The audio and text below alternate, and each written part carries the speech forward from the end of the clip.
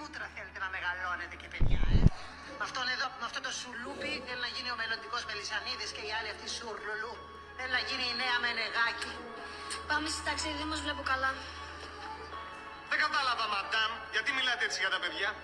Είμαι η διευθύντρια του σχολείου, κύριε. Και αυτό σου δίνει το δικαίωμα να τους μιλάς έτσι. Α, και Νικός. Και στην τελική, με ποιο δικαίωμα έχεις εσύ άποψη για το τι θα κάνουν όταν μεγαλώσουν. Ό,τι γουστάρουν θα κάνουν και ό,τι γουστάρουν θα ονειρεύονται. Αυτό που πρέπει να κάνεις εσύ είναι να τα βοηθήσεις να πετύχουν αυτό που θέλουν. Εγώ, κύριε. Αν ο μικρός θέλει να γίνει αθλητής, εσύ θα πρέπει να τον πεις να γίνει Ολυμπιονίκης. Και αν η μικρή θέλει να γίνει νέα Μενεγάκη, θα πρέπει να την πεις να κάνει και νυχτερινό εβδομαδίωσο εκτός από πρωινάδικο. Άντε μην τρελαθώ τώρα. Δεν κατάλαβα δηλαδή. Όλα τα παιδιά θα πρέπει να πνίγουν το όνειρό τους και να καταντήσουν σαν και σένα. Άντε Χίτλερ, Χίτλερ.